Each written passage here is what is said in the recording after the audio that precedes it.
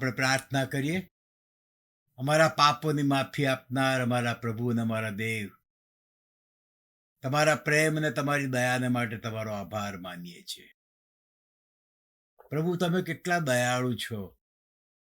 1,20,000 લોકો નિંદવેમાં રહેતા. પ્રભુ, એમનો નાશ કરવાનું નક્કી હતું, પણ એમણે પસ્તાવો કર્યો તો તમે પશ્ચાતાપ કર્યો. પ્રભુ, એમના ઉપર તમને દયા આવી ને તમે એમને બચાવી લીધા. અમારા પ્રભુ અને અમારા દેવ, તમે અમને પણ એ જ રીતે તમારી દયાથી બચાવ્યા છે. તમારી કૃપાથી તમે એમને બચાવ્યા છે. તમારો આભાર માનીએ છીએ. પ્રભુ, આખા યુનાના પુસ્તકમાં તમે એમને જે કંઈ શીખવી રહ્યા છો ને આજે પણ શીખવવાના છો માટે તમારો આભાર માનીએ છીએ. મારી પ્રાર્થના છે મારા માટે અને જે લોકો ટેલિફોન દ્વારા આજે જોડાયા છે, જે લોકો ઝૂમ દ્વારા જોડાયા છે, પ્રત્યેક માટે મારી પ્રાર્થના છે પ્રભુ, કે અમે યુના જેવા અનાજ્ઞાંકિત ના બનીએ. પ્રભુ, અમે યુના જેવા અનાજ્ઞાંકિત ના બનીએ. પ્રભુ, અમે યુના જેવા અનાજ્ઞાંકિત ના બનીએ. પ્રભુ, અમે તમને ઉપયોગી, હા, અમારામાં નબળાઈઓ છે, અમે કોઈ સંપૂર્ણ નથી, પણ તેમ છતાં પ્રભુજી અમે અનાજ્ઞાંકિત ના થઈએ. તમને ઉપયોગી એવા પાત્રો અમે બનીએ. અમારા મોટા નગરોને માટે, ગુજરાતમાં જે અમારા મોટા નગરો છે એના માટે અમે તમને ઉપયોગી બનીએ. એવી પ્રાર્થના પ્રત્યેકના હકમાં મારી છે, મારા હકમાં પણ છે. સાંભળીને સ્વીકાર કરજો. આમેન. આમેન. આપણે યુનાનું પુસ્તક કાઢીએ. આજે હું એને 3જો અધ્યાય અને 4થો અધ્યાય હું લઈ લેવાનો છું. પહેલા 2 અધ્યાય આપણે જોઈ લીધા છે, અને 3જો અને 4થો અધ્યાય એમાંની અમુક જ કલમ હું વાંચીશ. 3જા અધ્યાયની પહેલી કલમથી હું વાંચવાની શરૂઆત કરું છું, અને જેમ જેમ વાંચતો જઈશ એમ એમ એની પાછળ જે મર્મ છે એ હું તમને કહેતો જઈશ. અને તમે જાણો છો, મેં ઘણીવાર કીધું છે તમને કે હું જ્યારે બાઇબલ વાંચું છું ને ત્યારે જાણે કે ઈશ્વરે મને અંગત રીતે એ લખ્યું છે અને મને અંગત રીતે કહી રહ્યા છે, એ ખ્યાલમાં રાખીને હું બાઇબલ વાંચતો હોઉં છું. અને હું જ્યારે બાઇબલ વાંચું છું ત્યારે હું બાઇબલના 66 પુસ્તકો નથી વાંચતો, બાઇબલના અધ્યાયો નથી વાંચતો, બાઇબલની કલમો નથી વાંચતો, કે બાઇબલના વાક્યો નથી વાંચતો. હું વાંચું છું બાઇબલના શબ્દો. એક એક શબ્દોને હું વાંચું છું, અને બાય ગોડ્સ ગ્રેસ એમાંથી કંઈક શીખીને ઈશ્વરને વધારે ઉપયોગી પાત્ર બનવું પડે. હા, મહેનત કરવી પડે તો મહેનત બી કરવાની. મહેનત વગર તો કશું થતું નથી. ઈશ્વરના ખેતરમાં કામ કરવાનું છે, ઈશ્વરની દ્રાક્ષાવાડીમાં કામ કરવાનું છે, તો મહેનત તો કરવાની છે. અને ઈશ્વર આપણી મહેનતને આશીર્વાદિત કરીને એના રાજ્યની વૃદ્ધિ કરતા હોય છે. તો યુનાનો 3જો અધ્યાય અને પહેલી કલમથી હું વાંચું છું. પછી યહોવાનું વચન બીજી વાર યુનાની પાસે આવ્યું. પછી યહોવાનું વચન બીજી વાર સેમીની પાસે આવ્યું અને કીધું, ઉઠ, મોટા નગર અમદાવાદમાં જા, મોટા નગર નડિયાદમાં જા, મોટા નગર આણંદમાં જા, મોટા નગર વડોદરામાં જા, મોટા નગર ભરૂચમાં જા, મોટા નગર સુરતમાં જા, મોટા નગર વલસાડમાં જા,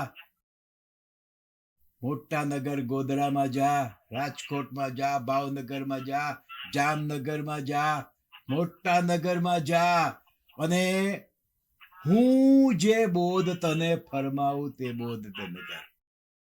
હું જે બોધ તને ફરમાવીએ, તને જે મનમાં ફાવે ને એ નહીં, તને જે મનમાં ફાવે એ નહીં, પણ હું જે બોધ તને ફરમાવું તે બોધ તે લોકોને કર.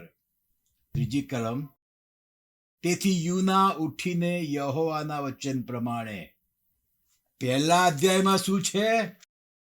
પહેલા અધ્યાયમાં અને એની 3જી કલમમાં યહોવાના વચન પ્રમાણે યુના જતો નથી નિનવેમાં, પણ એના પોતાના વિચાર પ્રમાણે એ તાર્સીસ જાય છે. પણ 3જા અધ્યાયમાં બહુ સરસ લખ્યું છે, આથી યુના ઉઠીને યહોવાના વચન પ્રમાણે નિનવે ગયો.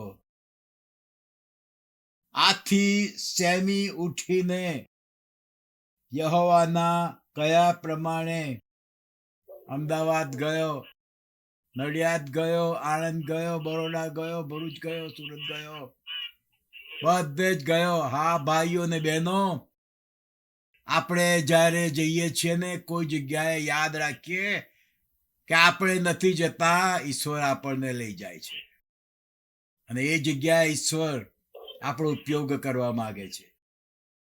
યુના ઉઠીને યહોવાના વચન પ્રમાણે નિનવે ગયો. આ બહુ સરસ 3 શબ્દો છે. યહોવાના વચન પ્રમાણે, પોતાના વચન પ્રમાણે નહીં, પણ યહોવાના વચન પ્રમાણે. યુના ઉઠીને યહોવાના વચન પ્રમાણે નિનવે ગયો. નિનવે તો બહુ મોટું શહેર હતું. 3 દિવસની મુસાફરી જેટલો તેનો ઘેરાવ હતો. એક છેડેથી બીજા છેડે નિનવેમાં જવું હોય તો 3 દિવસ લાગે. ઉત્તરથી દક્ષિણ તરફ જવું હોય તો 3 દિવસ લાગે. પૂર્વથી પશ્ચિમ તરફ જવું હોય નિનવે શહેરમાં 3 દિવસ લાગે. એટલો મોટો ઘેરાવ હતો. પણ યુના હવે એટલો એક્સાઇટ થઈ ગયો હતો, એને જે કઈ અનુભવ થયો હતો, ઈશ્વર એની સાથે વાત કરી હતી, એનું પાપ, એની ભૂલ બતાવી હતી, યુનાએ પસ્તાવો કર્યો તો, હવે સુવાર્તા લઈ જવાને માટે તૈયાર છે. એક જ દિવસની ચોથી કલમ યુનાએ નગરમાં દાખલ થઈને 1 દિવસની મુસાફરી કરી. બધી જ જગ્યાએ એટલો ફાસ્ટ ગયો કે 1 દિવસમાં ઉત્તરથી દક્ષિણ તરફનું શહેર, 1 દિવસમાં પૂર્વથી પશ્ચિમ તરફનું શહેર, એ રીતે એ ગયો. અને પછી એણે પોકારીને કહ્યું, 40 દિવસ પછી નિનવેનો નાશ થશે. ધ્યાનથી જોજો, યુના જે મેસેજ આપે છે નિનવેના લોકોને, એમાં એ લોકોના નાશની વાત કરે છે કે તમારો નાશ થવાનો છે. યુના એ લોકોને પસ્તાવો કરવાનું નથી કહેતો. યુના પસ્તાવાની વાત કરતો જ નથી એના મેસેજમાં. તમે પસ્તાવો કરશો તો ઈશ્વર તમને બચાવી લેશે, એ બાબત કહેતો જ નથી. ઈશ્વર કેટલો દયાળુ છે, કોપ કર્યો એ ધીમો છે, કશું જ કહેતો નથી યુના. ફક્ત આટલું જ કહે છે, વોર્નિંગ, બહુ સ્ટ્રિક્ટ વોર્નિંગ આપે છે, 40 દિવસ પછી નિનવેનો નાશ થશે. આ યુનાનું કેરેક્ટર મેં કીધું છે, બહુ વિચિત્ર કેરેક્ટર છે, પણ એની પાસેથી બહુ શીખવાનું મળે છે. મારે માટે બાઇબલના જુદા જુદા કેરેક્ટરમાં જે છે એમાં આ 2 અગત્યના કેરેક્ટર હોય તો એક છે યુના અને બીજું છે ગિદિયોન.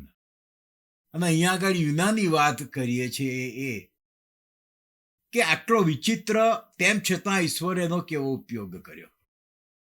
તમે જૂના કરારના જે પ્રબોધકો છે બીજા બધા કેટલાય, રાઈટ, એ બધાએ આવીને એમના લોકોને પસ્તાવા વિશેની વાત કરી છે, એમને વોર્નિંગ આપી છે, અને એના કારણે પ્રબોધકોએ સહન પણ કરવું પડ્યું છે.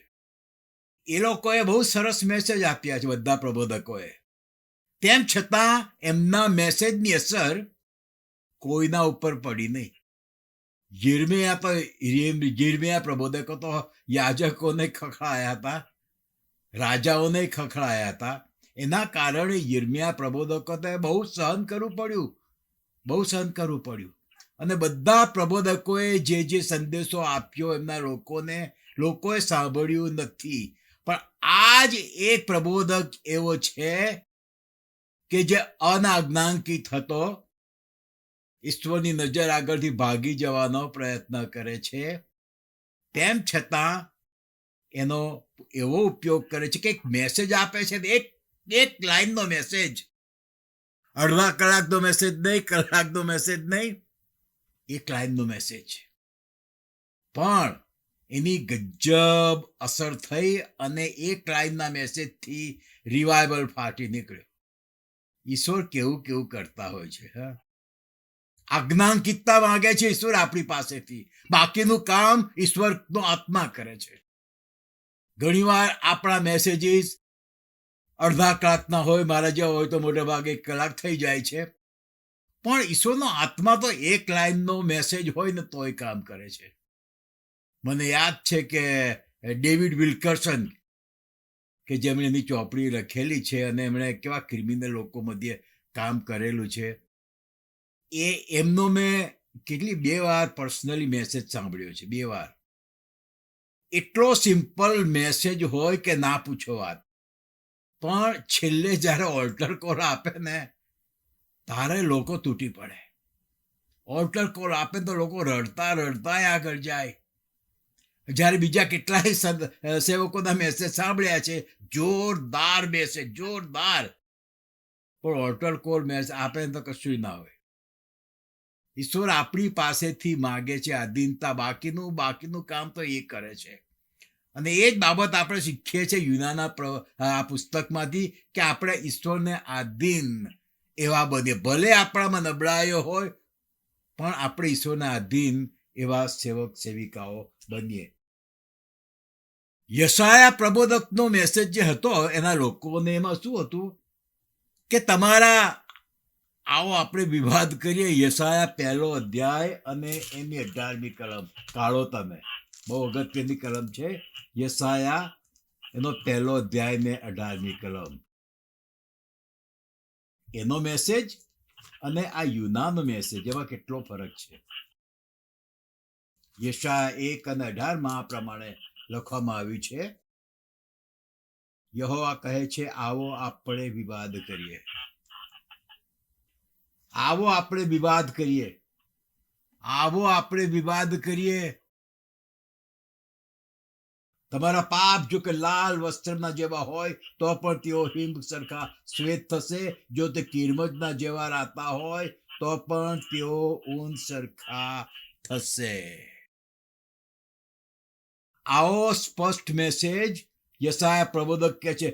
હા, તમારા ગમે તેવા પાપો હશે ને તોય કે છે કે હિમ સરખા ધોળા થશે. યુનાના મેસેજમાં આ બાબત છે જ નહીં, જરાય નથી. યશાયાનો ઈશ્વર જે હતો એ જ ઈશ્વર યુનાનો પણ ઈશ્વર છે. પણ યુનાના મેસેજમાં આવું છે જ નહીં. પસ્તાવાની વાત જ નથી, વધસ્તંભની વાત જ નથી. એક જ વોર્નિંગ સ્પષ્ટ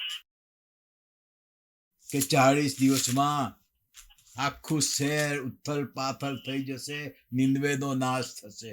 કેવા લોકોએ પસ્તાવો કર્યો? પહેલામાં પહેલું તો આપણે એ યાદ રાખીએ કે આ લોકો ધાર્મિક હતા. આ લોકો નાસ્તિક નહોતા, ઈશ્વરમાં માનનારા હતા. પણ એ લોકોની લાઈફસ્ટાઈલ બિલકુલ પાપમાં હતી અને એમની સાથે જે કોઈ એગ્રી ના થાય બધા આ લોકો મારી નાખનારા હતા. એટલે યુના ત્યાં જતા ગભરાયો હતો કે આ લોકો મારું નહીં માને, મારી સાથે એગ્રી નહીં થાય અને હું જીવતો પાછો નિનવેથી આવીશ નહીં. એટલે એણે ત્યાં જવાનું માંડી વાળ્યું હતું. આટલા ટફ, આટલા ખરાબ લોકો હતા. પણ યુના આખરે ગયો, તે લોકોએ સાંભળ્યું. યશાયા, યિર્મયાહ એ બધા પ્રબોધકોએ તો પોતાના લોકોને મેસેજ આપ્યો, પોતાના યાજકોને, ધાર્મિક આગેવાનોને મેસેજ આપ્યો, પોતાના રાજાઓને બી મેસેજ આપ્યો. પણ યુના તો બિલકુલ બહાર. એના લોકો પોતાના લોકોની પાસે યુના નથી જતો, પણ લોકોએ આખરે એનું સાંભળ્યું. કેમ લોકોને પસ્તાવ કરવાનું મન થયું?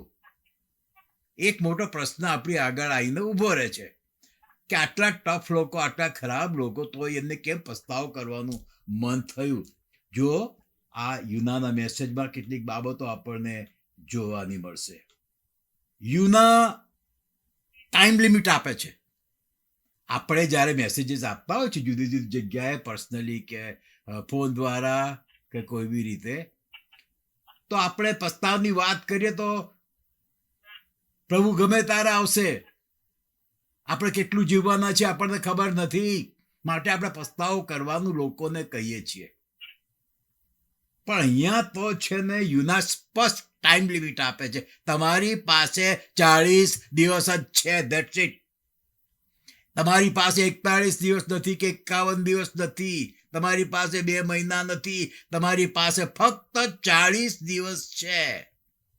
અને એમ બી નથી કહેતો યુના કે 40 દિવસમાં પસ્તાવો કરો નહીં તો તમારો નાશ થશે. પસ્તાવાની વાત નથી કરતો. ખાલી એટલું જ કહે છે કે 40 દિવસમાં તમારા નગરનો નાશ થવાનો છે.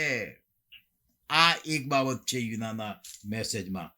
સ્પષ્ટ ટાઈમ લિમિટ એટલે કે લગભગ એપ્રોક્સિમેટલી 6 અઠવાડિયાનો સમય હતો અને પછી તમારું નગર નાશ પામવાનું છે. અને એટલે તમે બધાય નાશ પામવાના છો. કોઈ બચવાનું નથી.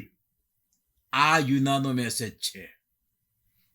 આ જાતનો મેસેજ આપ્યો ને યુનાએ, એમાં ઈશ્વરની દયાની બી વાત નથી કરતો કે ઈશ્વર દયાળુ છે, તમે પસ્તાવો કરશો તો તમારું નગર નાશ નહીં પામે, તમે નાશ નહીં પામો. એ વાત નથી કરતો યુના. ફક્ત એમની અને એમના શહેરના નાશની વાત કરે છે. નાશ, નાશ, નાશ. યુનાનો પ્રભુ અને આપણો પ્રભુ તો બચાવ, બચાવ, બચાવનો પ્રભુ છે. પણ યુના ફક્ત એમના નાશની વાત કરે છે. એનું કારણ શું છે? કે ઈશ્વરે એને કીધું હતું કે જે બોધ તને હું ફરમાવું તે બોધ તેને કર. હું જે મેસેજ તારા મુખમાં મૂકું છું એ તું આપ. એમાં તું વધારો ઘટાડો કરીશ નહીં, તારા પોતાના શબ્દો ઉમેરીશ નહીં. અને ઈશ્વરે યુનાના મુખમાં આ મૂક્યું હતું કે 40 દિવસ પછી નિનવેનો નાશ થશે. અને એ પ્રમાણે કરે છે. ઈશ્વર પોતે યુનાની મારફતે એ કેટલો દયાળુ છે એવી કશી વાત નથી કરતા. પસ્તાવો કરશે તો બચી જશે એવી વાત નથી કરતા. ફક્ત નિનવે નગરના નાશની અને એટલે દેખીતી રીતે એ લોકોના નાશની વાત છે. આવી જ્યારે વાત આ લોકોના કાને પડી અને ત્યાંના રાજા બધાના કાનમાં આ બાબત પડીને, ત્યારે આ લોકો વિચાર કરતા કંઈક થઈ ગયા હોવા જોઈએ. યુનાના મેસેજમાં બીજી એક બાબત છે કે કઈ રીતે નિનવેનો નાશ થશે એ નથી યુના કહેતો. એટલે લોકો છે ને વિચાર કરતા થઈ ગયા કે આ કહે છે કે 40 દિવસમાં આપણા નિનવે શહેરનો નાશ થવાનો છે. પણ કઈ રીતે નાશ થશે એ યુનાએ કીધું નહીં. એટલે લોકો પોતપોતે કદાચ વિચાર કરતા થઈ ગયા હશે. ખાસ કરીને ત્યાંનો રાજા, ત્યાંનો મેયર, આપણે મેયર કહીએ છીએ હવે, હા, ત્યાંનો રાજા એ વિચાર કરતો છે કે મારા શહેરનો નાશ 40 દિવસમાં થવાનો છે. કઈ રીતે થશે વિચાર કરતા હશે. કદાચ એણે એની કાઉન્સિલ હશે, એડવાઇઝર્સ હશે, હા, એની કેબિનેટ હશે શહેરની, એને બી કદાચ કંઈ બોલાયા હશે અને વાતચીતો કરી હશે કે આ આવ્યો છે કે 40 દિવસમાં આપણા શહેરનો નાશ થશે. કહેતો નથી કે કઈ રીતે થશે. શું કઈ ધરતીકંપ થશે? બધા વિચાર તો કરતા હશે. તો કદાચ રાજા પોતે વિચાર કર્યો હોય. ધરતીકંપ થશે ને આખા શહેરનો નાશ થશે? શું થશે? શું એવી કોઈ મરકી, આપણે પેલું કોરોના કેવું ફાટી નીકળ્યું હતું, કેવા મર્યા લોકો, શું એવી કોઈ મરકી ફાટી નીકળશે કે આખા શહેરના બધા લોકો નાશ પામશે? અથવા તો શું એવો કોઈ ભારે પવન ફૂંકાશે, ટોર્નેડો ફૂંકાશે ખૂણે ખૂણે, શહેરના ખૂણે ખૂણે? હમણાં યુએસએમાં કેવું થઈ રહ્યું છે, પવનો એવા ફૂંકાઈ રહ્યા છે, ગામોના ગામો તારા જ થઈ રહ્યા છે પવનને લીધે, ભારે પવનને લીધે. તો શું આ લોકો વિચાર કરતા હશે એવું કંઈક થશે કે જેના કારણે આપણા શહેરનો નાશ થઈ જશે? કઈ રીતે નાશ થશે? એવા જાત જાતના વિચાર એ લોકોના આવ્યા હશે. એ લોકોના નૂના સમયની વાત બધાને ખબર હતી. એ વિચાર કરતા હશે કે નૂના સમય જે સખત વરસાદ પડ કર્યો ને નાશ થયો બધાનો, શું એવું કંઈક થશે ને આપણો નાશ થશે? આપણા શહેરમાં ફ્લડિંગ થશે ને બધાનો નાશ થશે? એવા જાત જાતના વિચારો તો એમના મનમાં આયા હોવા જોઈએ. હવે બધાને બચવું તો બધાય હોય, પણ આની વોર્નિંગ યુનાની એવી હતી ને કે 40 દિવસની જ વોર્નિંગ હતી કે આ જે કંઈ થવાનું છે ને એ 40 દિવસમાં જ થવાનું છે. અને લોકોએ આ પ્રમાણે કરવા માંડ્યું. રાજાથી માંડીને નિનવેના લોકોએ ઈશ્વરના વચન પર વિશ્વાસ કર્યો.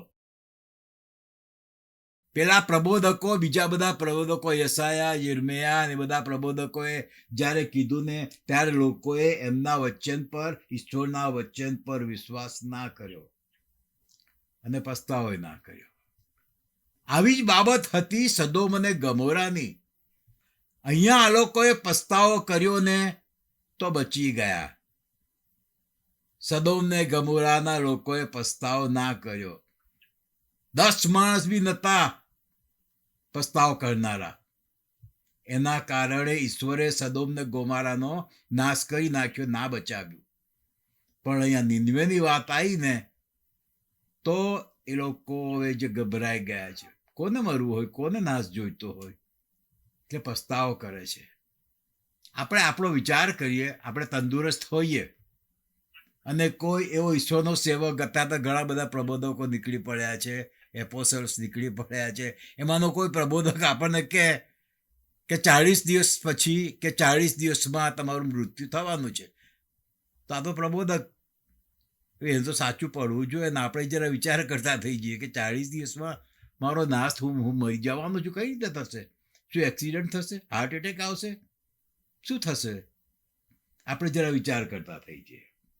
નિનવેના લોકોએ ઈશ્વરના વચન પર વિશ્વાસ કર્યો અને તેઓએ ઉપવાસનો દંડેરો પીટાવીને મોટેથી નાના સુધી સર્વએ ટાઢ પહેર્યું.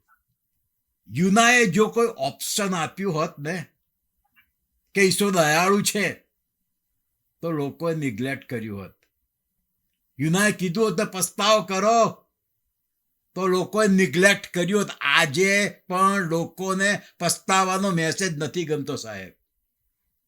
તમે એમને આશીર્વાદો આપશે, ઈશ્વર આશીર્વાદો આપશે, લોકોને બહુ ગમશે.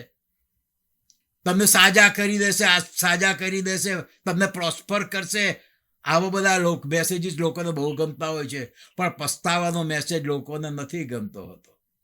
અને અહીંયા યુનાએ એ લોકોને પસ્તાવાનો મેસેજ આપ્યો જ નહીં.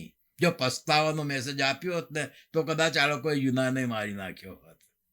એ તું સમજે છે શું? અમે પાપી છીએ, અમે ખરાબ છીએ, તું અમને પસ્તાવાનું કહે છે. લોકોને નથી ગમતું. એણે પસ્તાવાની વાત જ ના કરી, ફક્ત તમારો નાશ થશે એટલી જ વાત કરી. અને લોકો વિચાર કરતા થઈ ગયા કે અમારો નાશ થશે? અમારે તો જીવવું છે ભાઈ, અમારે તો જીવવું છે, અમારો નાશ થશે. અને એટલા માટે પછી એ લોકોએ, કારણ કે એ લોકો ધાર્મિક તો હતા, ઈશ્વરમાં તો માનતા હતા, એટલા માટે એમને તરત જ ઈશ્વરના વચન પર પછી વિશ્વાસ કર્યો કે ભાઈ આવો નાસ્તો અમારે નથી જોઈતો. અને એ લોકોના હૃદયમાં ઈશ્વર કામ કરે છે, એ લોકો પસ્તાવ કરે છે. અને કેવો પસ્તાવો છે! જો આ લોકો હજી 9મી કલમમાં બહુ સરસ છે. 9મી કલમમાં એક શબ્દ આવે છે, આથી કદાચ. આ રાજા બોલે છે કે છે કદાચ ઈશ્વર પોતાના વિચાર બદલીને પશ્ચાતાપ કરે અને પોતાનો ઉગ્ર કોપ તજી દે, જેથી આપણો નાશ ન થાય.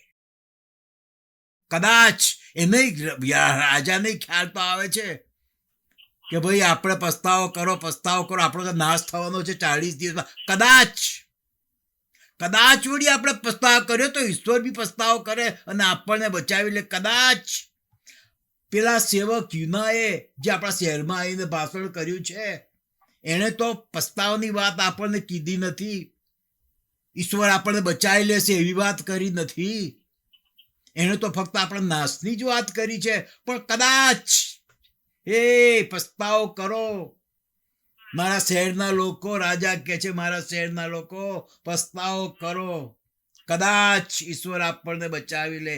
કદાચ ઈશ્વર પણ એના વચનથી ફરી જાય. એનું વચન હતું નાશ કરવાનું, કે આપણે પસ્તાવો કરીશું તો ઈશ્વર પણ પસ્તાવો કરશે અને આપણો નાશ નહીં થાય. કદાચ આ શબ્દ અગત્યનો છે.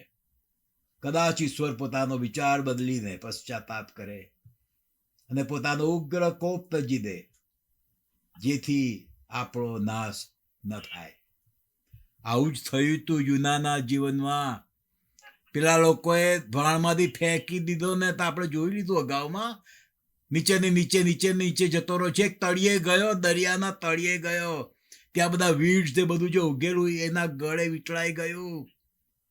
એનોય નાશ આવીને અણી પર ઉભો તો ત્યારે શું કર્યું? એને પસ્તાવો કર્યો. અને એટલી ઈશ્વરે એને બચાવી લેવાને માટે એક માછલી બનાવી રાખી હતી અને માછલીના પેટમાં ગયો. હા, ઈશ્વર તો બચાવી લેવાને માટે તૈયાર છે.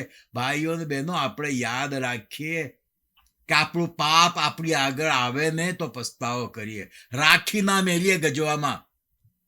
આપણા પાપને આપણે હૃદયમાં કે મનમાં કોઈ રીતે રાખી ના મેલીએ. જેવી આપણને ખબર પડે કે પસ્તાવો કરીએ, જેવી યુનાને ખબર પડી કે એણે પાપ કર્યું છે, ભાગી ગયો છે ઈશ્વરની નજરમાંથી, એણે પસ્તાવો કર્યો. પસ્તાવાનો વિચાર બી આવ્યો અને ઈશ્વરે જોયું કે આ હવે પસ્તાવો કરી રહ્યો છે અને ખ્યાલ આવ્યો છે. એટલે ઈશ્વરે પછી માછલી મોકલીને માછલી એને ગળી ગઈને 3 દિવસ માછલીના પેટમાં રહ્યો. જીવ્યો માછલીના પેટમાં 3 દિવસ.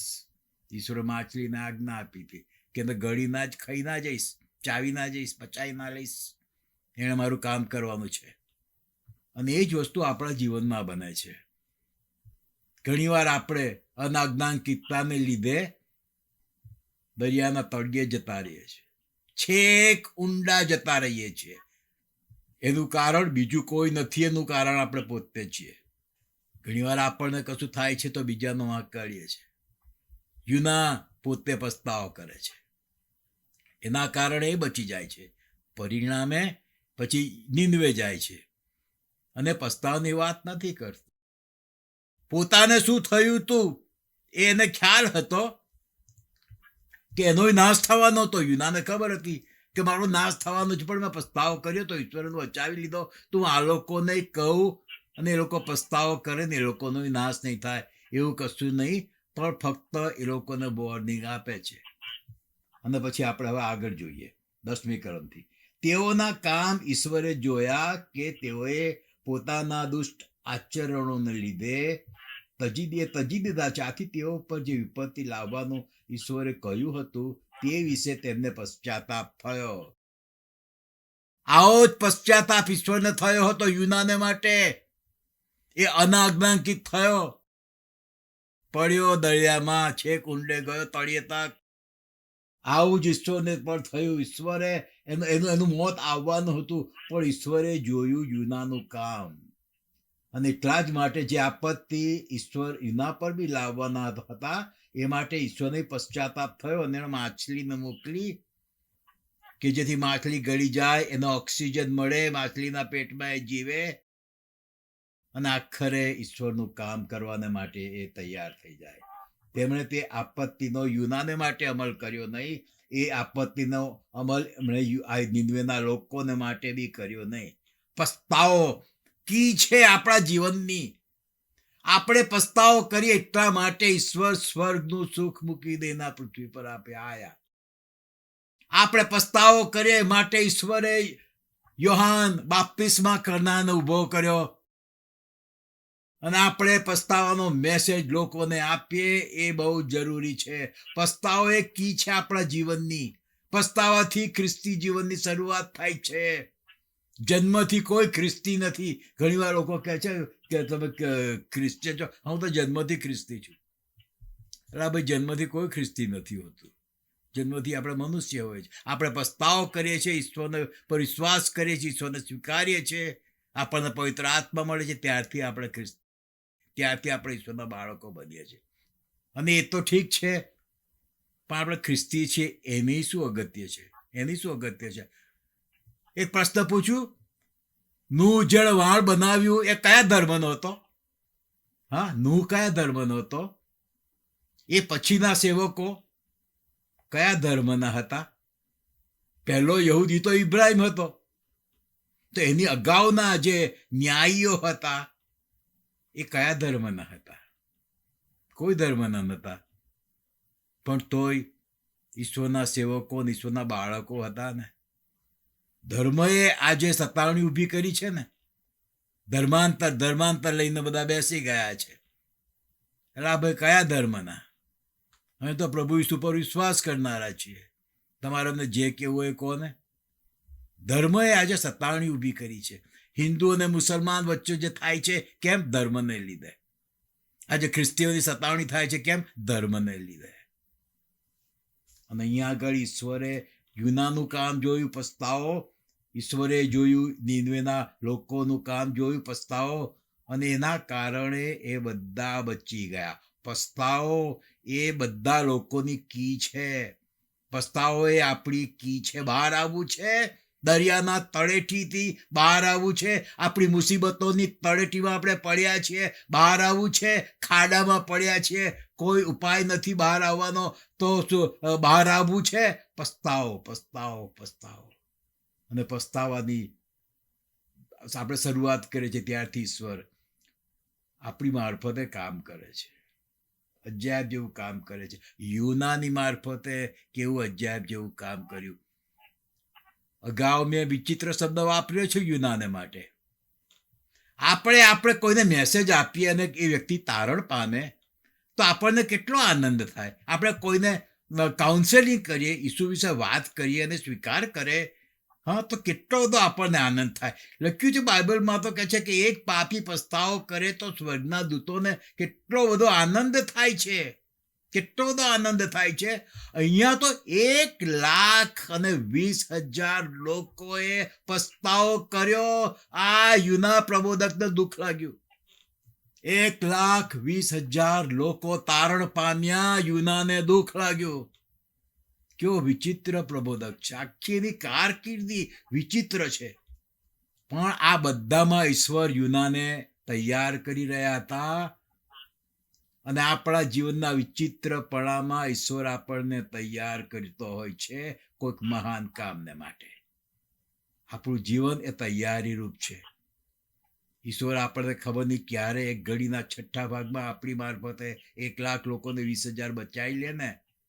હા, બચાવી લે. મારી આખી વિચારસરણી જરા ઘણા લોકોને ક્રેઝી જેવી લાગતી હશે. હું ભારતને હિન્દુસ્તાન નથી જોતો, ભારતને ખ્રિસ્તીસ્તાન જોઉં. ગુજરાતના જુદા જુદા શહેરોને હું ખ્રિસ્તી શહેરો જોઉં છું.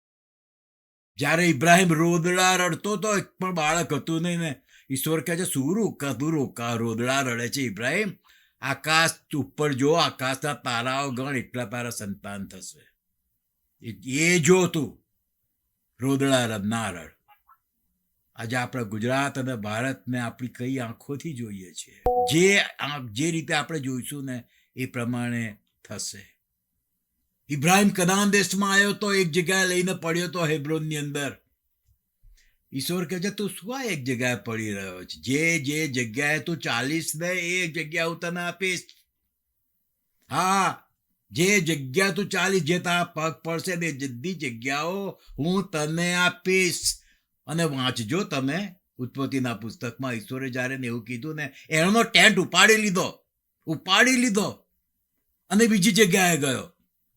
ત્યાં થોડો ત્યાંથી ટેન્ટ ઉપાડી લીધો, બીજી જગ્યાએ ગયો, પછી ત્રીજી જગ્યાએ ગયો. એમ બધે એને જવા માંડ્યું, કારણ કે ઈશ્વરે કીધું હતું કે જ્યાં જ્યાં તારા પગલા પડશે એ બધી જગ્યા મેં તને આપી છે. સાહેબ, તમે અમદાવાદમાં જ્યારે ચાલો, નડિયાદમાં ચાલો, આણંદમાં ચાલો, વડોદરામાં ચાલો, સુરતમાં જ્યાં પણ ચાલો ને, ક્લેમ કરો એ જગ્યા ઈશ્વરના માટે.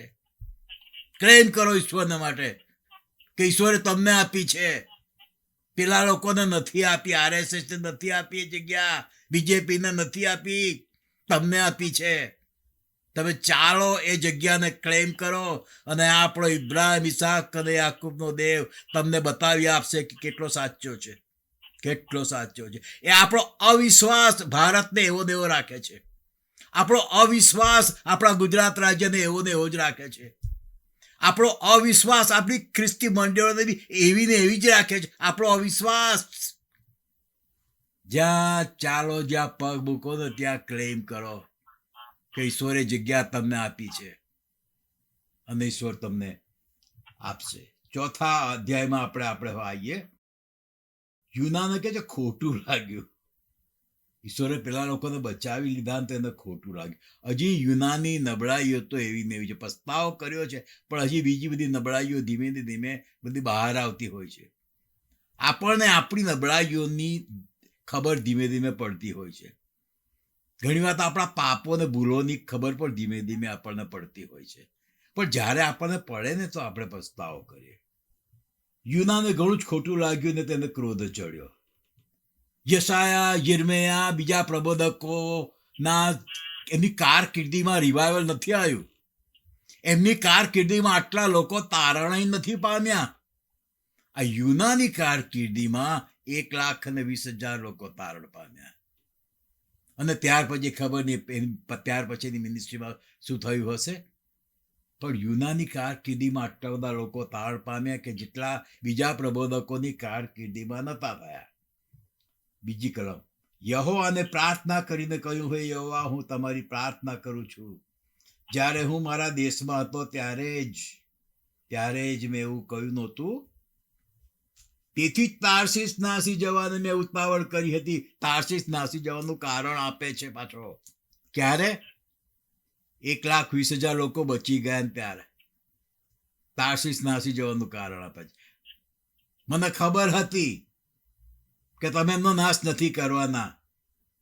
ઓ યુના, તને ખબર હતી કે ઈશ્વર એમનો નાશ નથી કરવાના, એટલે તો ભાગી ગયા. તો અહીંયા આગળ એમ કેમ કે છે કે 40 દિવસ પછી નિનવેનો નાશ થશે? કેમ કે છે એવું યુના એટલા માટે કીધું કે યહોવા એને કહેવાનું કીધું તો એટલા માટે. યહોવાએ કીધું આ હું કહું ને એ મેસેજ તું એ લોકોને આપ. તું માને કે ના માને, ગમે કે ના ગમે, પેલા લોકોને ગમે કે ના ગમે, હું જે કહું છું ને એ મેસેજ તો આપ. એટલે યુનાએ આપ્યો. યુનાને ખબર હતી. એટલા જ માટે પહેલી વાર ભાગી ગયો હતો. કે છે કે હું જાણતો હતો કે તમે કૃપાળુ, કરુણાળુ રાખનાર ઈશ્વર છો. તમે ક્રોધ કરવામાં ધીમા અને ઘણા દયાળુ એવા ઈશ્વર છો, અને વિપત્તિ પડવાથી તમને પશ્ચાતાપ થાય છે. તેથી હે યહોવા, હવે કૃપા કરીને મારો જીવ લઈ લો, કેમ કે મારે જીવવા કરતા મરવું બહેતર છે. કેટલી બધી નબળાઈ છે આ યુનામાં હજુ પણ, કે જે ધીમે ધીમે બહાર આવી રહી છે. એને તો જીવવાનો વિચાર કરવો જોઈએ કે હું આવું બોલ્યો અને આ 1,20,000 લોકો તારણ પામ્યા, તો હવે તો મારે જીવવું છે પ્રભુ. મારે નાશ ના થાય, મારે મરવું નથી, જીવવું છે. કે જેથી બીજા શહેરમાં તમે મને મોકલો, કોઈ ત્રીજા શહેરમાં મોકલો, જ્યાં મોકલો ત્યાં હું જાઉં અને આ મેસેજ આપું ને લોકો બચી જાય. એવું જીવન માગવું જોઈએ. યુનાએ તો જીવન માગવું જોઈએ, પણ કે છે કે મારે જીવવા કરતા મરવું બહેતર. ત્યારે યહોવાએ કહ્યું, તું ગુસ્સે થાય છે એ તું શું સારું કરે છે? મેં લોકોને બચાવ્યા ને તું ગુસ્સે થાય છે, તું સારું કરે છે? પછી યુના નગરની બહાર જઈને તેની પૂર્વ બાજુએ બેઠો. ત્યાં પોતાને માટે માંડવો બાંધીને નગરનું શું થાય છે તે જોવાને રાહ જોતો તે બેઠો. હુ નોસ, કદાચ હમણાં તો બચી ગયા છે લોકો. હુ નોસ, યહોવાએ કીધું છે ને કે 40 દિવસ પછી નિનવેનો નાશ થશે. એટલે પછી દૂર જઈને બહાર શહેરની બહાર જઈને નાનો છત જેવું કંઈક બનાવીને બેસે છે જોવાને માટે કે હા, લોકોએ પસ્તાવો તો કર્યો છે, પણ શહેરનો નાશ થાય છે કે કેમ, એ જોવાને માટે એ બેઠો છે. 5મી કલમ, યુના નગરની બહાર જઈને તેની પૂર્વ બાજુએ બેઠો. ત્યાં પોતાને માટે માડો બાંધીને નગરનું શું થાય છે તે જોવાને રાહ જોતો તેની નીચે બેઠો. યહોવા ઈશ્વરે કિયોનનો એક વેલો ઉત્પન્ન કર્યો. શરૂઆતમાં પહેલા અધ્યાયમાં આપણે જોઈએ છીએ કે યહોવાએ એ ભારે પવન, એ સખત પવન ઈશ્વરે બનાવ્યો અને મોકલ્યો. ત્યાર પછી ઈશ્વરે માછલી બનાવી મોટી અને મોકલી યુનાને માટે. એ પેલો પવન ઈશ્વરે બનાવ્યો ને મોકલ્યો યુનાને માટે, અને પછીથી માછલી બનાવીને મોકલી યુનાને માટે. ઈશ્વરનો ઇન્વોલ્વમેન્ટ છે, બહુ જ ઇન્વોલ્વમેન્ટ છે. લોર્ડ ઈશ્વરનો ઇન્વોલ્વમેન્ટ છે બધી જ બાબતોમાં, અને આપણા જીવનની એક બાબતોમાં ઈશ્વરનો ઇન્વોલ્વમેન્ટ હોય છે. ઘણી વાર આપણને લાગે છે આવું કેમ બન્યું? યાદ રાખો, ઈશ્વરનો ઇન્વોલ્વમેન્ટ છે. અને થોડીક 3-4 બાબતો બતાવીને તમને ખ્યાલ આવશે કે હા, આપણા જીવનની એક બાબતમાં ઈશ્વરનો ઇન્વોલ્વમેન્ટ હોય છે. જો 6ઠ્ઠી કલમ, યહોવા ઈશ્વરે કિકાયોનનો એક વેલો ઉત્પન્ન કર્યો. આજે કિકાયોન જે વેલો જે છે એના પાન બહુ મોટા હોય છે, બહુ મોટા હોય છે, અને એના પાન નો જે આકાર હોય છે ને એ આપણા હાથ જેવો હોય છે. ઈશ્વરે આ કિકાયોન મોકલ્યો. ઈશ્વરનો હાથ યુનાની ઉપર હતો. આ પાંદડા ઉપર થઈ ગયા ઓવરનાઇટ. કોઈકને લાગે કે ઓવરનાઇટમાં એવો કોઈ મોટો વેલો થઈ જતો હશે. ઈશ્વરે ઓવરનાઇટમાં કેટલી બધી વનસ્પતિઓ બનાવી, ટ્રીઝ એ બધું જાત જાતનું બનાવ્યું, બોલિયાન થઈ ગયું. પહેલા અધ્યાયમાં વાંચીએ છીએ ને, ઉત્પત્તિના પહેલા અધ્યાયમાં, બીજા અધ્યાય બધું વાંચીએ છીએ આપણે. અહીંયા આગળ ઈશ્વર બોલ્યા ને ઓવરનાઇટ તો એવો વેલો થઈ ગયો જબરજસ્ત કે યુનાને છાંયો ને તળ એ બધું મળ્યું. કોણે ઉત્પન્ન કર્યો આ વેલો? યાદ રાખજો, ઈશ્વરે. પછીથી આવો તમે 7મી કલમમાં. બીજે દિવસે સવાર થતા ઈશ્વરે એક કીડો ઉત્પન્ન કર્યો. 6ઠ્ઠી કલમમાં શું છે? ઈશ્વરે વેલો ઉત્પન્ન કર્યો. પછી 7મી કલમમાં ઈશ્વરે કીડો ઉત્પન્ન કર્યો. આ બધું ઈશ્વર કરી રહ્યા છે. ઝીણી ઝીણી બાબતમાં, આપણા જીવનની ઝીણી ઝીણી બાબતમાં ઈશ્વરનો ઇન્વોલ્વમેન્ટ છે. કીડો ઉત્પન્ન કર્યો. અને પછી તમે આવો 8મી કલમમાં. સૂર્ય ઉગતા ઈશ્વરે પૂર્વ તરફની લૂ વાતી શરૂ કરી. ઇંગ્લિશમાં લખ્યું છે, God created a vehement wind from the east. Vehement પવન એમણે કર્યો. એ આપેલી લૂ, કે માણસને લૂ લાગે ને તો મક્કા તો માદાય પડતા હોય છે, મરી જતા હોય છે. એ જાતની આ જુદા પ્રકારની કે ખાસ આ ગરમી હતી. સૂર્ય ઉગતા ઈશ્વરે પૂર્વ તરફની લૂ વાતી શરૂ કરી. 3 વસ્તુઓ ઈશ્વરે ઉત્પન્ન કરી. કયું? કિકાયોન વેલો ઉત્પન્ન કર્યો 6ઠ્ઠી કલમમાં. 7મી કલમમાં કીડો ઉત્પન્ન કર્યો. અને 8મી કલમમાં પૂર્વ તરફની લૂ એટલે કે એવો પવન ઈશ્વર ઉત્પન્ન કર્યો. કેમ? આ બધું યુનાને શીખવવાને માટે. કારણ કે આપણા યુનાભાઈ છે ને, આ યુનાભાઈ બહુ વિચિત્ર માણસ હતો. ઈશ્વરને શીખવી રહ્યા છે એટલું જ નહીં, પણ તૈયાર કરી રહ્યા છે. આવી બધી બાબતો આપણા જીવનમાં લાવીને ઈશ્વર આપણને તૈયાર કરી રહ્યા છે કોઈ મહાન કામને માટે.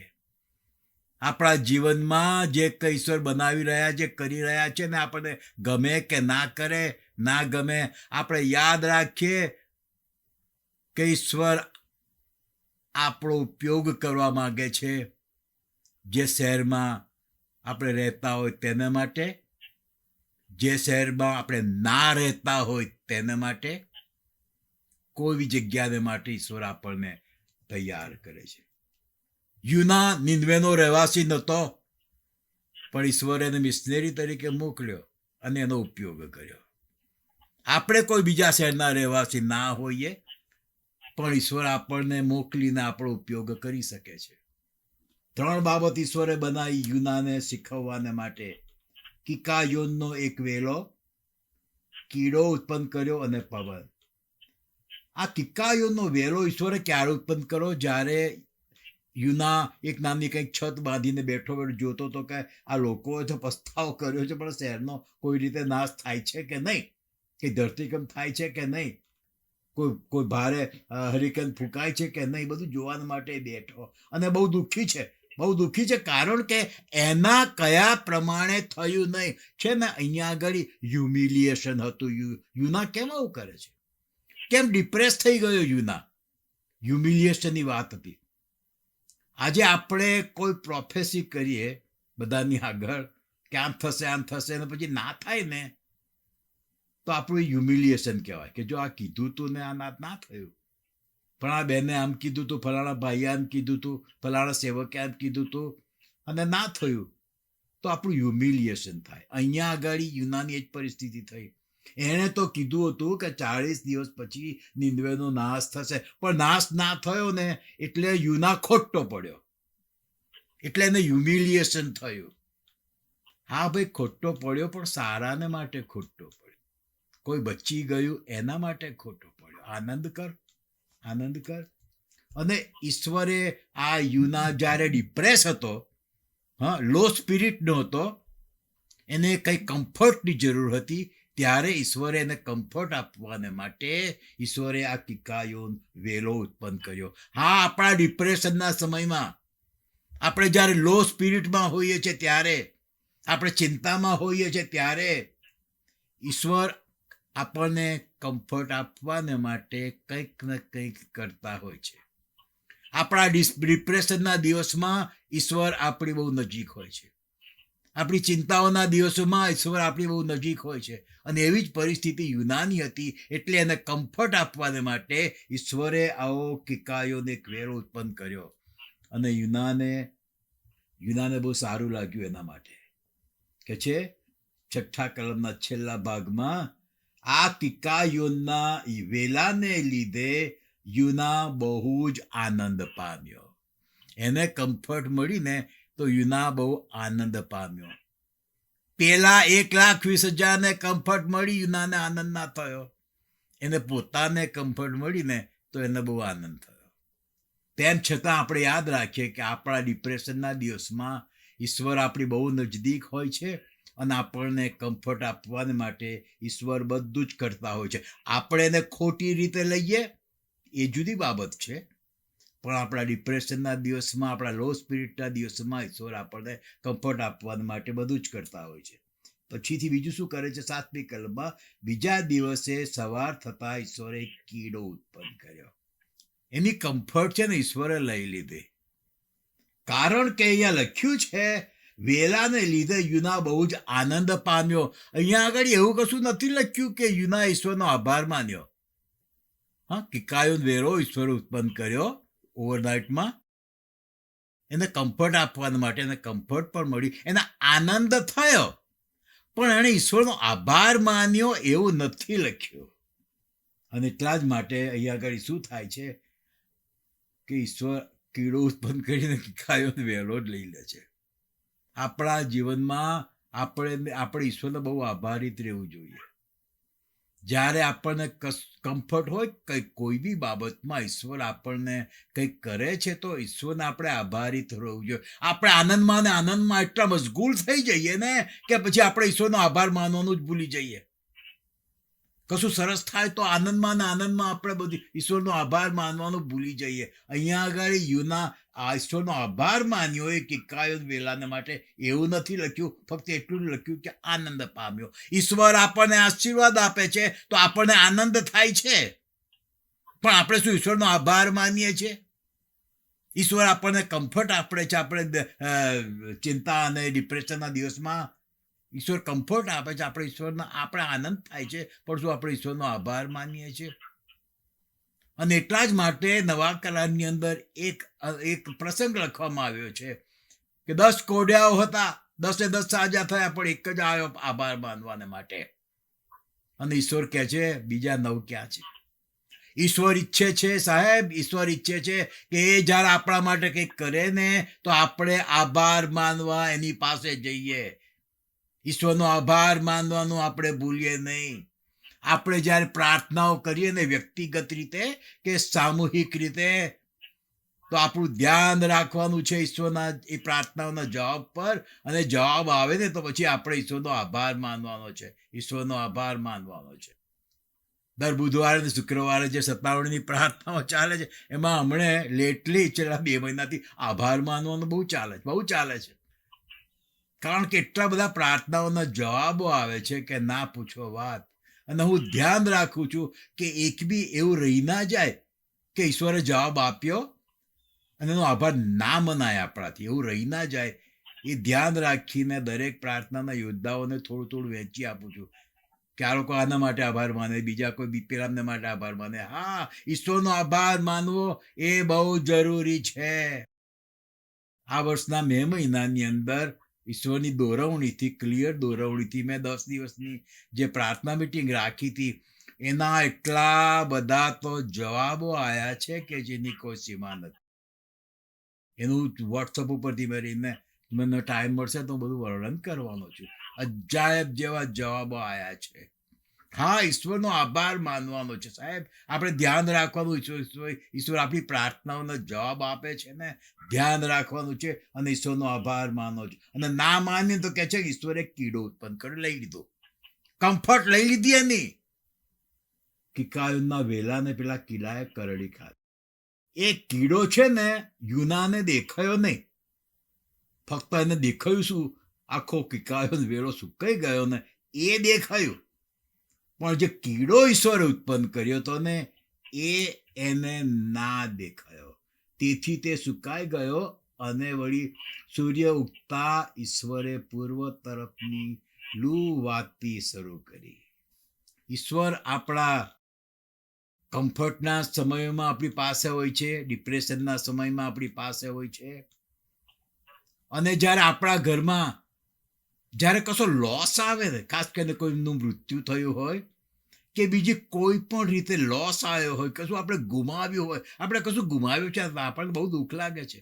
કોઈ વસ્તુ ખોઈ જાય ને તોય આપણને બહુ દુઃખ લાગે છે, બહુ દુઃખ લાગે છે.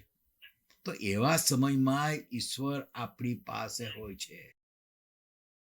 અને ઈશ્વરે પૂર્વ તરફની લૂ વાતી શરૂ કરી. તેથી યુનાના માથા પર એટલો બધો તડકો પડ્યો કે તેને મૂર્છા આવી. અને તેણે પોતે મોત માગીને કહ્યું, મારે જીવવા કરતા મરવું બહેતર છે. કેવી માગણી છે યુનાની, જુઓ તો ખરા તમે. એમની સેવાથી રિવાઇવલ ફાટી નીકળ્યું, પણ યુનાનું વર્તન કેવું હતું? એનો મેસેજ સાચો પડવો જોઈએ, બસ, બીજું કશું નહીં.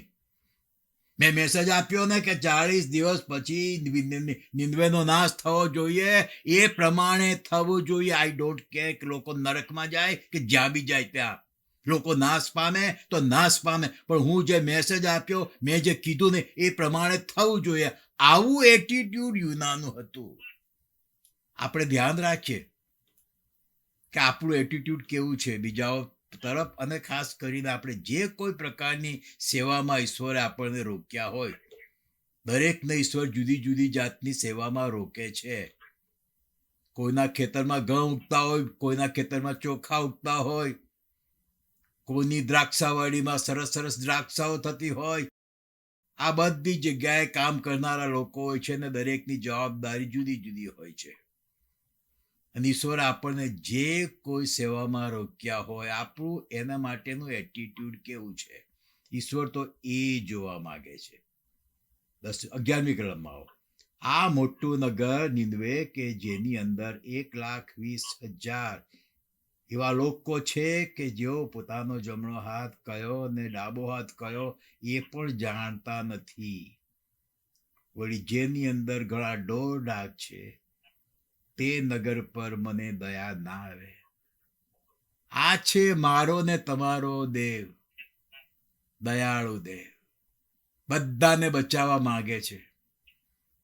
નિનવેને બચાવવા માંગતા હતા, એમણે યુનાને મોકલ્યો. અને યુનામાં આટલી બધી નબળાઈ તેમ છતાં ઈશ્વરે એનો ઉપયોગ કર્યો. પણ યુનાનું એટીટ્યુડ એવું ને એવું જ રહે છે. પણ ઈશ્વર આ બધામાં તૈયાર કરે છે યુનાને.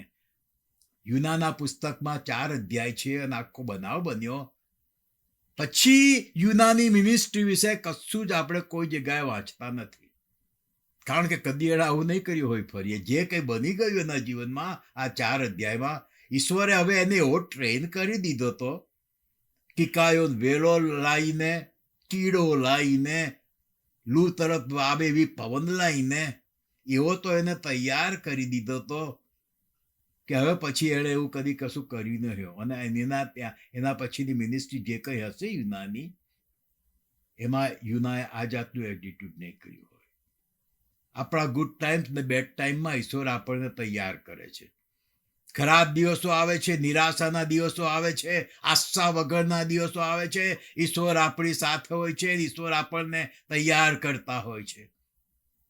યુનાએ જે મેસેજ આપ્યો 40 દિવસ પછી નિનવેનો નાશ થશે, લોકો વિચાર કરતા થઈ ગયા કે નાશ થશે 40 દિવસ પછી. પણ એ લોકોએ વિચાર કર્યો કે યુનાએ એવું નથી કીધું કે કંઈ આપણો બચાવ નહીં થાય, એવું નથી કીધું. નાશ થશે એવું કીધું છે, પણ આપણે પસ્તાવો કરીશું, ખરાબ કામોથી ફરીશું તો આપણો નાશ નહીં થાય એવું નથી કીધું. ઈશ્વર દયાળુ છે એવું એણે નથી કીધું. એનો અર્થ એ નથી કે ઈશ્વર દયાળુ નથી. માફીની વાત નથી યુનાએ કીધી, એનો અર્થ એ નથી કે માફી નહીં મળે.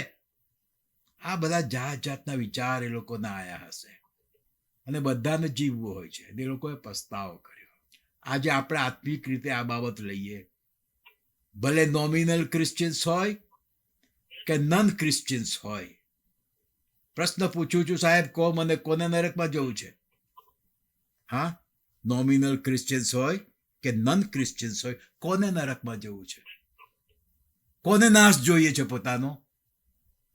અને આત્મિક નાશ તો ફિઝિકલ નાશ કરતાંય ખરાબ છે.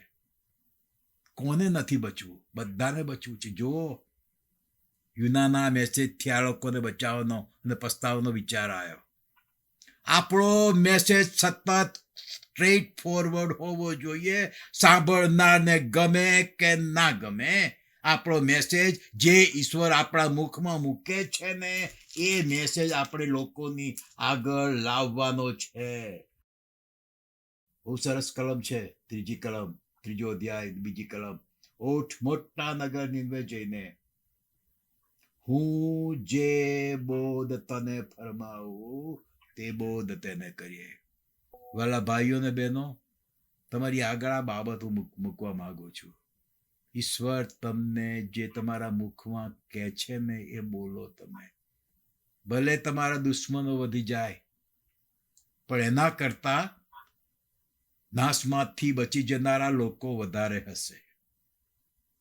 તમારો પસ્તાવો મેસેજ ચાલતો હશે ને ઉઠી જનારા લોકો, ચાલુ મીટિંગમાંથી ઉઠી જઈને જતા રહેનારા લોકો એ કદાચ હશે, પણ એનાથી બચી જનારા લોકો વધારે હશે.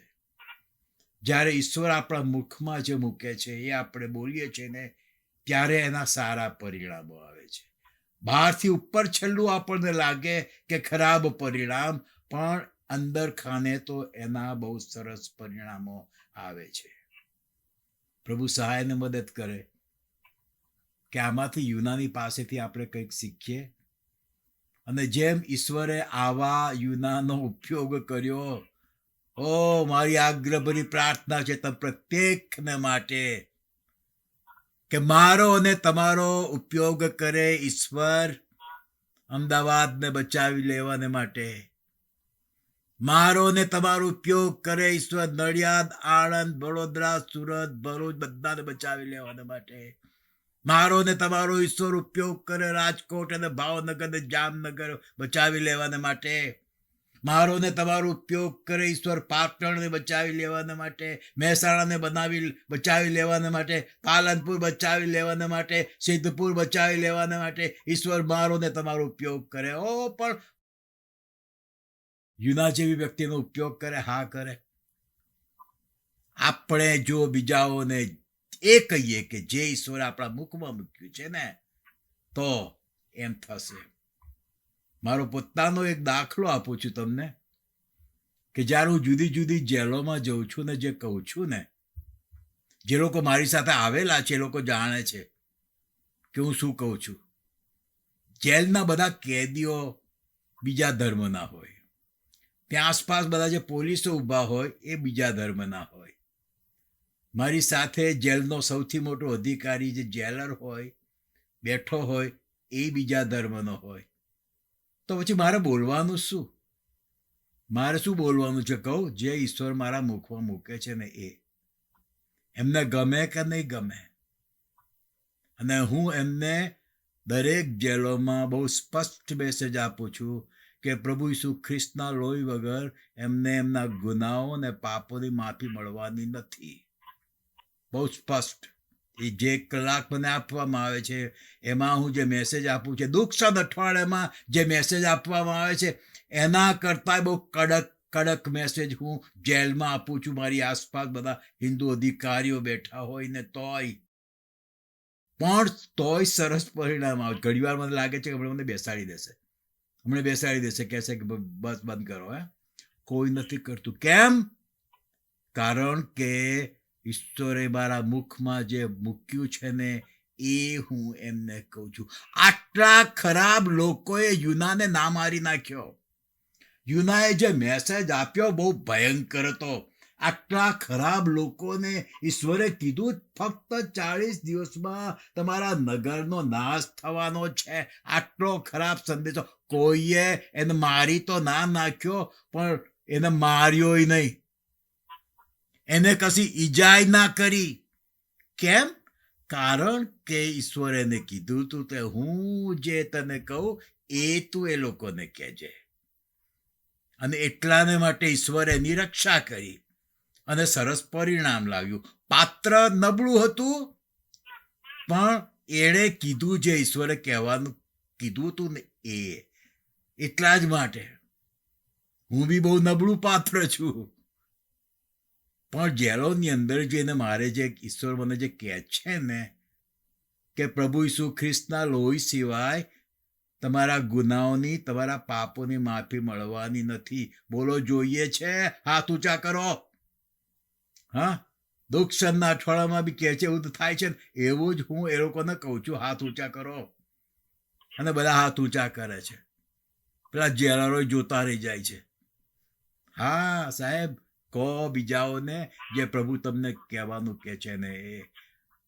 પ્રભુ કૃપા કરે કે જેટલા બી અઠવાડિયા કે વર્ષો આપણી આગળ હોય એમાં આપણે બીજાઓને એ જ કહીએ કે જે ઈશ્વર આપણા મુખમાં મૂકે છે ને એ. આપણે પ્રાર્થના કરી. હું તમારા માટે ખાસ પ્રાર્થના કરાવવા માંગુ છું. 50માના દિવસે પિત્તરે શેનો મેસેજ આપ્યો તો ખબર છે ને? પસ્તાવાનો.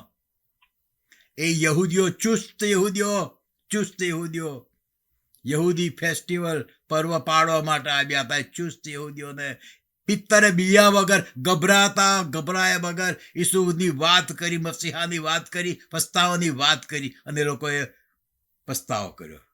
3000 કરતા વધારે, બીજા અઠવાડિયે 5000 કરતા વધારે. એ મેસેજ છે અત્યારે આપણા માટે કે આપણે બીજાઓને પસ્તાવાની વાત કરીએ. અમારા પ્રભુ અને અમારા દેવ, મારી પ્રાર્થના છે પ્રભુ આ પ્રત્યેક વ્યક્તિઓએ કે જેમણે આજે મારો અવાજ સાંભળ્યો છે, પ્રભુ અમારા મુખમાં પ્લીઝ અમારા મુખમાં પસ્તાવાનો મેસેજ મૂકો. પ્રભુ અમારા મોંમાં તમે પસ્તાવાનો મેસેજ મૂકો કે અમે બીજાઓને પસ્તાવો કરવાનું કહીએ. જે મેસેજ તમે પિત્તરના મોંમાં મૂક્યો તો અમારા મુખમાં મૂકો પ્રભુ, કે અમે પસ્તાવાનો મેસેજ આપીએ. જે મેસેજ તમે સ્ટેફનના મુખમાં મૂક્યો તો પ્રભુ, એ મેસેજ અમારા મુખમાં મૂકો કે જેથી બીજાઓ નાશમાં જનારા લોકોને પ્રભુ અમે એ પસ્તાવાનો મેસેજ આપીએ. પ્રભુ મારી પ્રાર્થના છે કે આજે જે વ્યક્તિઓએ ટેલિફોન દ્વારા અને ઝૂમ દ્વારા આ મેસેજ સાંભળ્યો છે, પ્રભુ એમના ઉપર તમે સ્વર્ગીય તેલ રેડી દો. પ્રભુ તમને દર અઠવાડિયે કહું છું, તમે પ્રત્યેકની ઉપર તેલ રેડી દો તમારો સ્વર્ગનું. પ્રત્યેકની ઉપર તમારો સ્વર્ગીય પવન ફૂંકાવા દો. પ્રત્યેકની ઉપર તમારો સ્વર્ગીય અગ્નિ પડવા દો. પ્રત્યેકની ઉપર સ્વર્ગીય વાવાઝોડું ફૂંકાવા દો પ્રભુ. જેમ તમે ઉપરી મેળીને હલાવી નાખી, પ્રભુ તમે અમારા હૃદયોને હલાવી નાખો, અમારા જીવનોને હલાવી નાખો પ્રભુ. અને તમે અમને માણસોના પકડનાર કરો પ્રભુ. તમે પ્રત્યેકને માણસોના પકડનાર કરો પ્રભુ. મારી પ્રાર્થના છે અમારો ઉપયોગ કરીને અમારા ગુજરાત રાજ્યના એક શહેરોને બચાવી લેજો. અમારો ઉપયોગ કરીને પ્રભુ જે શહેરોમાં, અહીંયા અમે યુએસએમાં રહીએ છીએ, કેનેડામાં રહીએ છીએ, અમારા શહેરોની ઉપર અમારા લાઈફની ઇમ્પેક્ટ થાય પ્રભુ, એવી મારી પ્રાર્થના છે પ્રભુ. અમારા જીવનમાં અમને ખબર નથી અમારી આગળ 40 દિવસો છે કે 80 દિવસો છે કે કેટલો સમય છે, અમને ખબર નથી પ્રભુ. પણ જેટલો બી સમય તમે અમને આપો એમાં અમે માણસોના પકડનાર બની શકીએ એવું અમારા હકમાં થવા દેજો. ઓ પ્રભુ, તમે અમને માણસોના પકડનાર બનાવો. તમારા પવિત્ર નામમાં માંગુ છું, સાંભળીને સ્વીકાર કરજો. આમેન. આમેન.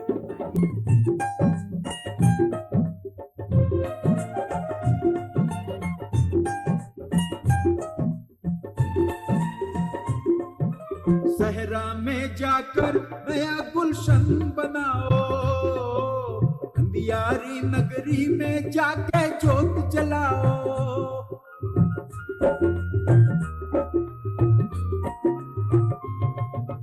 सहरा सहरा में जाकर नया गुलशन बनाओ, अंधियारी नगरी में जाके जोत जलाओ। सारे जहां में मसीह नाम का डंका बजाना, ओ सार जहां में मसीह नाम का डंका बजाना। राही रे, राही रे, राही रे, राही रे। तूफानों से डरना कैसा, आगे ही तू बढ़ते जाना। तूफानों से डरना कैसा, आगे ही तू बढ़ते जाना। यीशु तेरा साथी है, फिर काहे को घबराना। यीशु तेरा साथी है, फिर काहे को घबराना। राही रे, राही रे, राही